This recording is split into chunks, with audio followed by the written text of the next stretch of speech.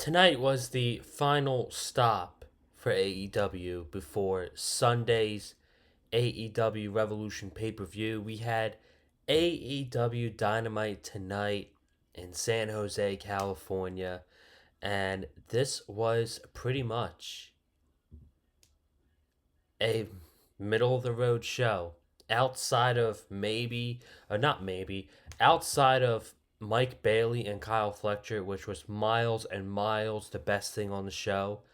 And then maybe the press conference with MJF and Hangman at the end of the show. Um, the rest of the show was pretty average and just it just felt like it was there. And it's so weird because I felt like tonight as a go home show, like I will complain sometimes how in WWE there's not enough matches and there's too much talking and there's too many segments.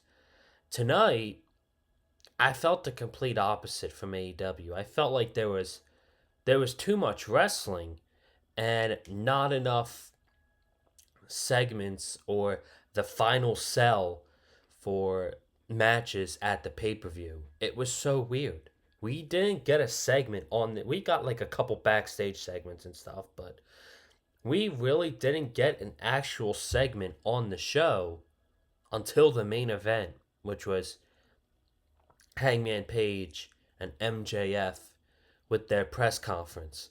Um, it was weird. They announced a couple new matches, which, by the way, it's been a while. It has definitely been a while, but this is going to be a long ass pay per view on Sunday night. You are in, we are in for a long night on Sunday night, and I will be here to review it at 12:30 a.m. when the show is over. I'm sure it's going to be a very good show. It's just going to be very long. That's the only caveat to it. But on paper, I mean, this looks like an excellent card. 10 matches on the card looks absolutely excellent. We will run down the entire card um, once we're done talking about Dynamite tonight, which, again, outside of Mike Bailey and Kyle Fletcher, um, I thought this was not the best. Um, it was kind of mid. It was kind of mid, I'm not going to lie. But that doesn't mean it was bad. It was just no importance. So, we will talk about everything that happened tonight. And, we got a big week here on the channel lined up for you guys the rest of the week. Um, we'll do a little preview at some point tomorrow here on the channel for the Revolution pay per view on Sunday night. Friday, we got SmackDown. And then Saturday will be a special Miami Dolphins video. It's my yearly free agency recap. Nothing much has really happened outside of, the big talking point, which no matter what signing they're going to make, the signing of Malik Willis is obviously the talking point for this team in free agency. So, um, all the Malik Willis talk will be saved for Saturday, and I will have a lot to say about that. And then Sunday night, with the AEW Revolution pay per view, we will be doing a post Revolution review here on the Big Five Fuel channel. So subscribe. You don't want to miss all this content, and I'm very excited for the rest of this week.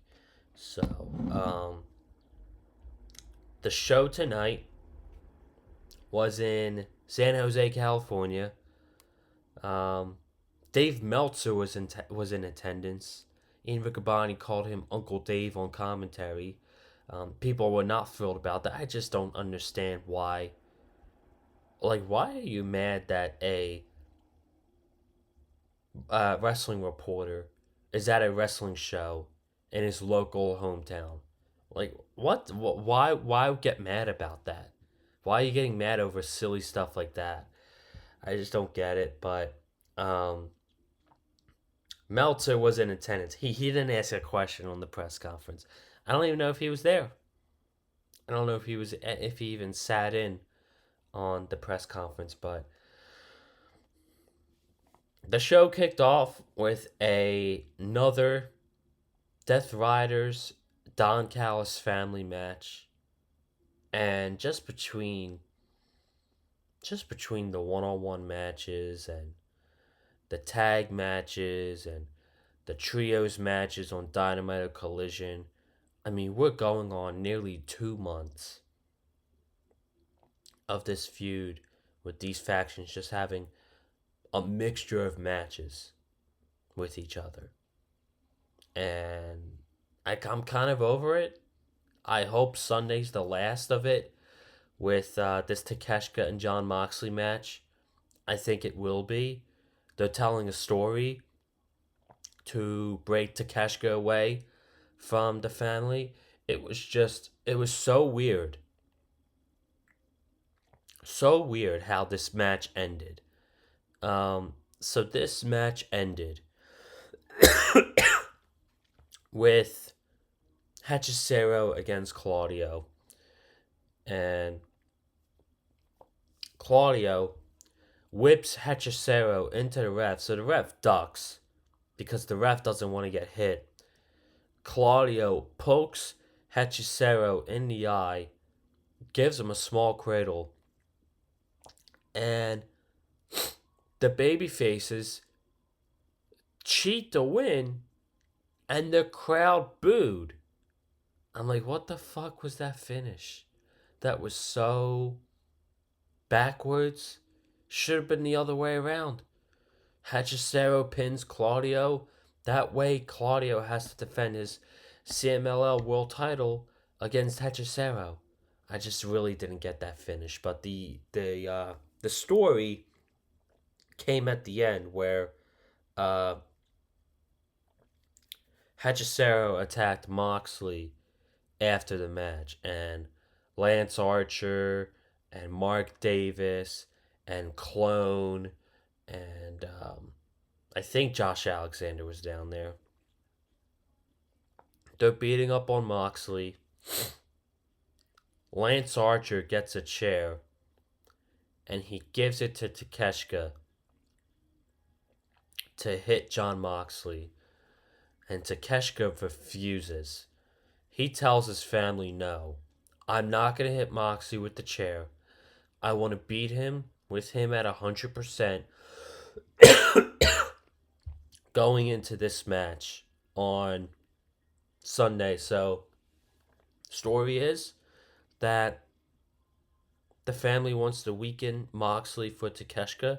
Takeshita doesn't want that because Takeshita wants to do it fairly. And that's how the family's going to turn on him. They've got to pull the trigger on this heel turn, I think, Sunday night. They've got to do this. I thought they were going to do it at World's End. I thought they were going to do it at Grand Slam, potentially. But now this is the third opportunity they're going to have for the Don Callis family to kick Takeshita out of the family. Either that or Takeshita leaves the family, whatever angle they want to do. They've got to pull the trigger and capitalize on it Sunday night. So, the faces win this match by cheating. So weird. But what was not bogus was this Mike Bailey Kyle Fletcher match. And they had a classic. In the Continental Classic, I thought they had the best match of the entire Continental Classic back in December. And it got well over 5 stars. And This match tonight, they gave us an outcome where if they want to, for the next pay per view, because they already have a match with each other involving others with the trios titles on Sunday. But if they want to,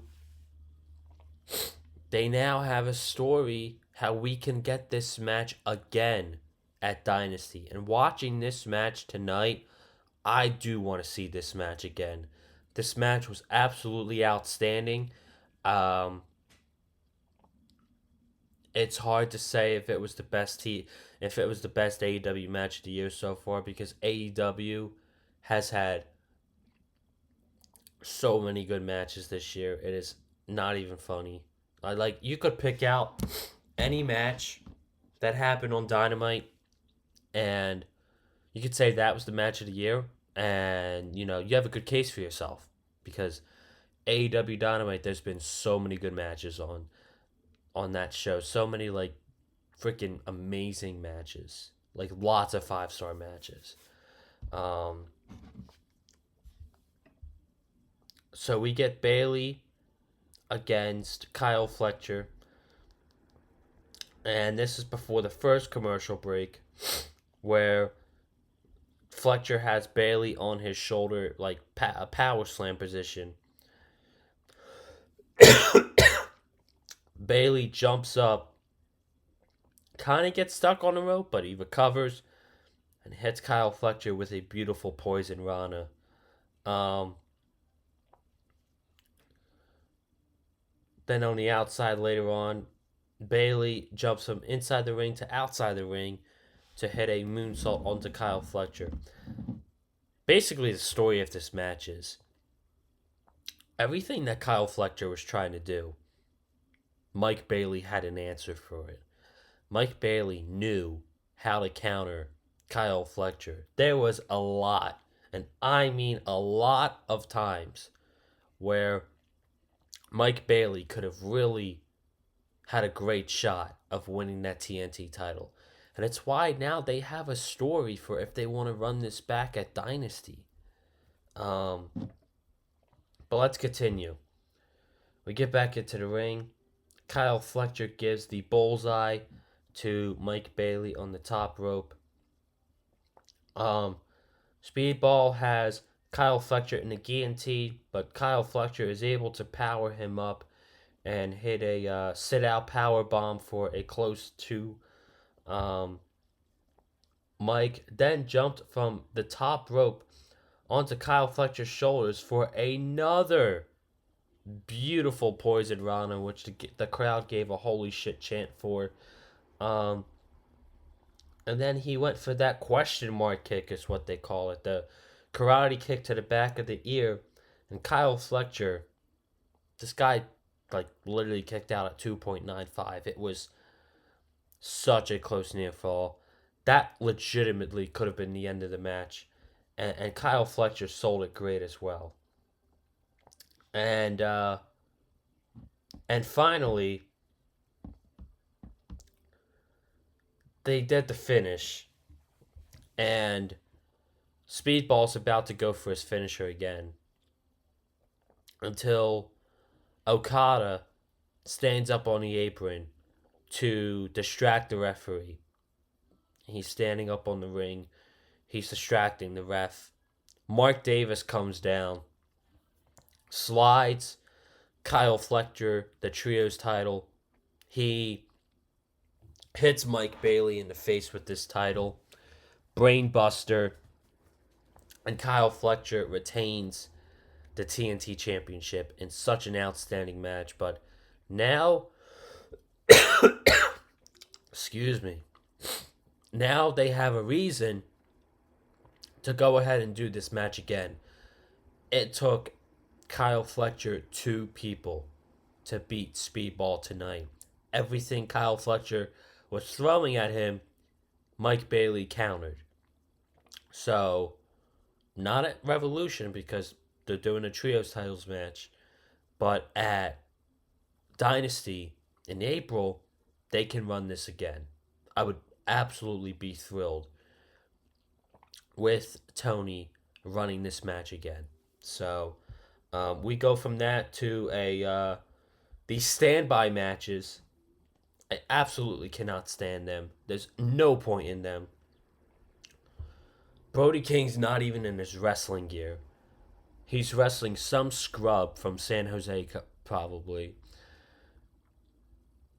And he beats the San Jose hometown guy in 25 seconds.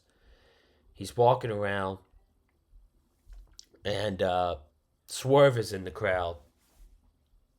And he's got his chain, and um, we didn't watch last week, but Swerve choked out Brody King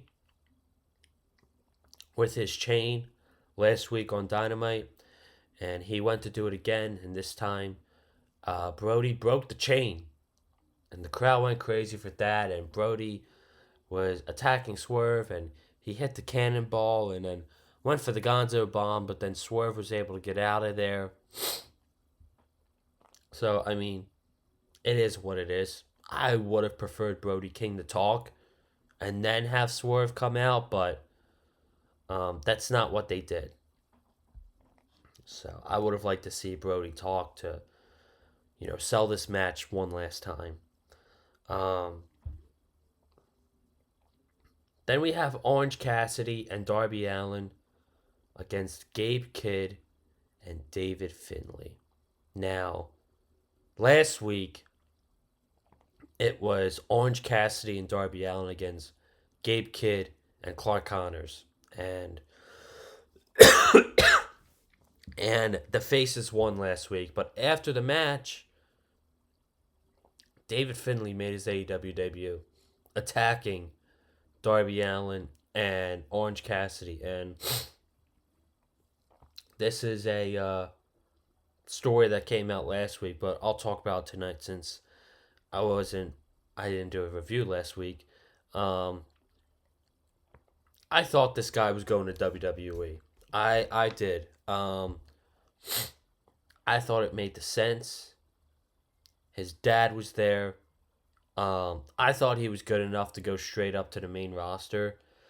And he got lowballed by WWE, which goes to show you how little WWE knows about wrestlers outside of AEW, because obviously WWE pays attention to AEW, but David Finlay was a free agent from New Japan Pro Wrestling, and he's a very good wrestler, man. He's not the best. He's not great, but he's very good. And I just thought he fit very well for WWE, but he got lowballed by WWE that he would go to NXT first, not make a lot of money, and he would be the leader of the newest faction in NXT, the Birthright. But instead, he got offered more money from AEW, and he is now with Gabe Kidd and Clark Connors, and they're going by the Dogs, and they have a sick presentation, but they get no reaction when they come out. And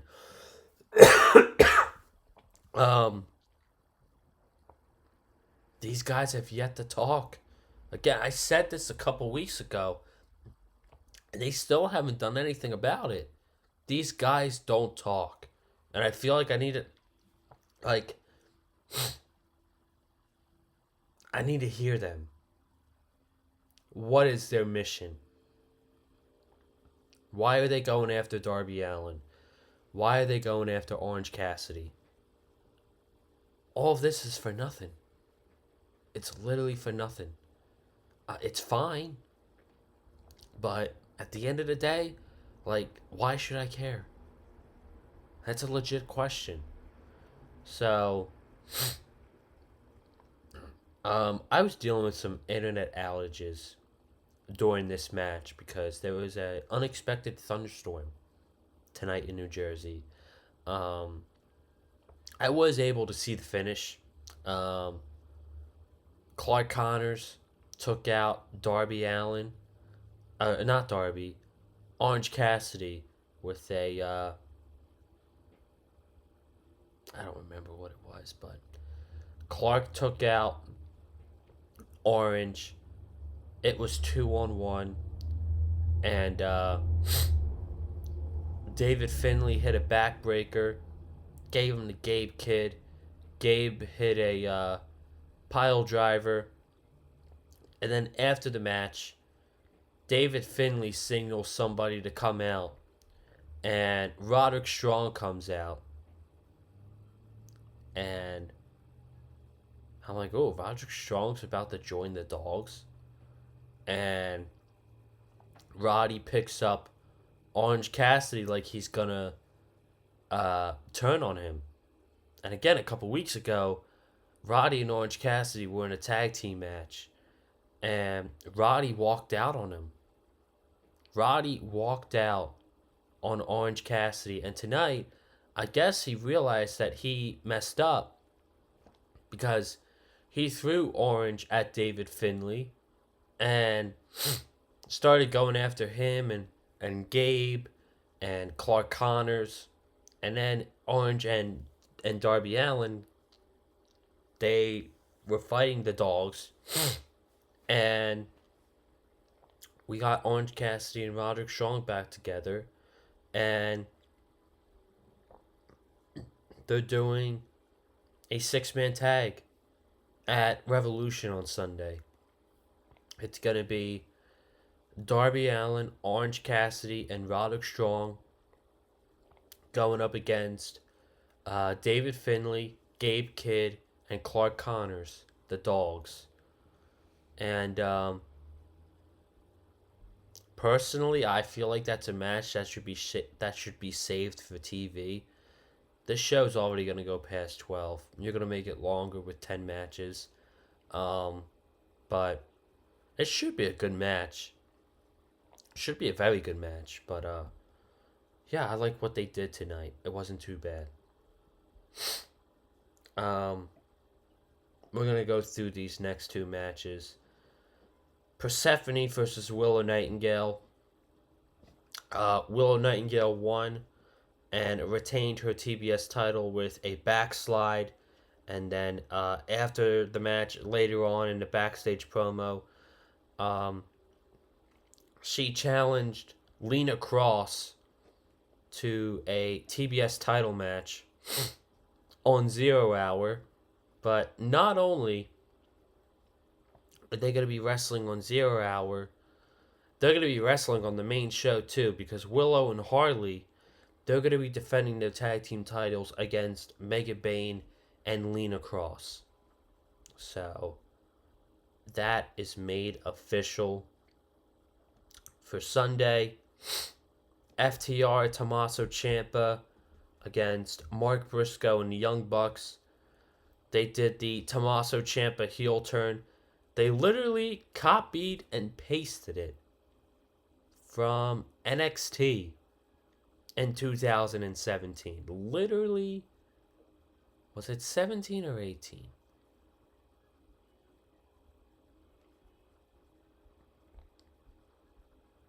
I'm pretty sure it was 17. They literally copied and pasted the exact same way Tommaso Ciampa turned on Johnny Gargano. I'm like, okay. Tony Khan loves his NXT black and gold. But this match was good. It was fine. It's just, I don't know. It was a fine match. Tommaso got the win over Mark Briscoe. They announced both of them will be in the 21-person Blackjack Battle Royal for the AEW National title on 0 Hour before the pay-per-view on Sunday. And then the main event, we had the press conference. We had some local reporters from San Jose ask a bunch of questions. And This was a new idea. This is something AEW has done. They went outside the box. They explored it, and good for them. But I think we should save this for after the pay per views, like Tony Khan normally does. Let's have these press conferences like after the pay per view is over. I don't think we need to see this on TV again. The crowd in San Jose was chanting boring. That didn't go exactly well. The last guy asked Hangman Page the question. Let's say you do lose on Sunday in the Texas Death Match. Who is Adam Page without the world title? And MJF goes, you know what? That is a great question. And Adam goes, that not going to have to worry about that because I'm not going to lose this match. And MJF goes, you know what? We are going to have a toast to Hangman never being able to challenge for the AEW World Championship ever again. So he brings the drink over to Hangman. And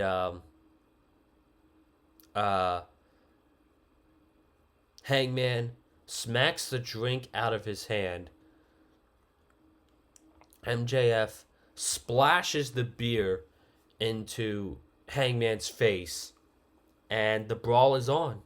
So these guys brawl to the ring, and Hangman hits a Deadeye,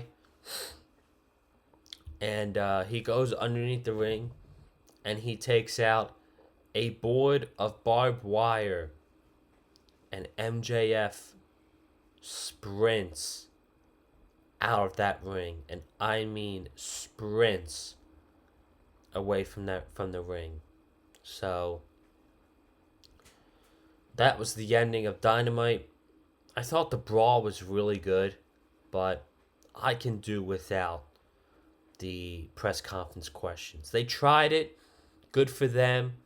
I just don't think it worked. So before we get out of here for the night, we will go over the 10 matches on Sunday, and we will be doing a short preview and predictions tomorrow here on the Big Fight Fuel channel. So be sure to go ahead,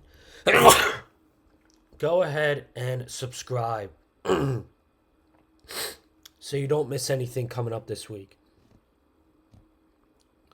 All right, so I'm very sorry about my voice tonight, by the way.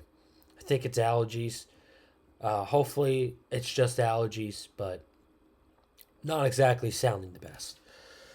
Okay, we got AEW Revolution Sunday night in Los Angeles at the Crypto.com Arena. We got 10 matches made. We have, like I just mentioned a couple minutes ago, Darby Allin, Orange Cassidy, and Roderick Strong versus David Finlay, Gabe Kidd, and Clark Connors, the Dogs. We have Tony Storm versus Marina Shafir 1-on-1. Bandito against Andrade El Idolo. That might be the match I'm looking forward to the most. And I'm not even lying when I say that. They're going to absolutely tear the house down. Both of them were amazing. And I'm telling you, they're going to have that crowd on their feet. That might be the match I'm looking forward to the most. Brody King 1-on-1 with Swerve Strickland. Mega Bane and Lena Cross challenging Willow Nightingale and Harley Cameron for the AEW Women's Tag Team Championships. Jet Speed and Mystico against the Don Callis family, Mark Davis, Kyle Fletcher, and Kazuchika Okada for the Trios titles. Konosuke Takeshita challenging Jon Moxley for the Continental Championship a no time limit match. So, no time limit in this match whatsoever because they went to a draw at Grand Slam in Australia. The Young Bucks versus FTR for the AEW Tag Team Championships. Um, Chris Statlander challenging Tekla for the Women's Championship in a 2 out of 3 falls match. And then the main event of the pay per view for the AEW World Championship, it will be Adam Hangman Page versus MJF in a Texas Death Match. So that is your card on Sunday night. On paper, looks like an excellent match card, and I do think this Revolution show is going to be a great show. AEW just going off of last year alone, the biggest guarantee with AEW is that you are always going to get an amazing pay-per-view. That is their biggest guarantee, is that they don't miss when it comes to pay-per-view. So, that is going to be it for me tonight. I hope you guys enjoyed the Dynamite review. Subscribe, comment, hit the like button if you like what you heard from me. Follow me on Twitter and TikTok at Colin_Joseph. And again, I'm sorry for my voice tonight. It sounds horrible. Hopefully it is all better in the coming days. So, alright, I'll catch you all later. Have a good night. Stay safe. And as always, stay classy. Peace.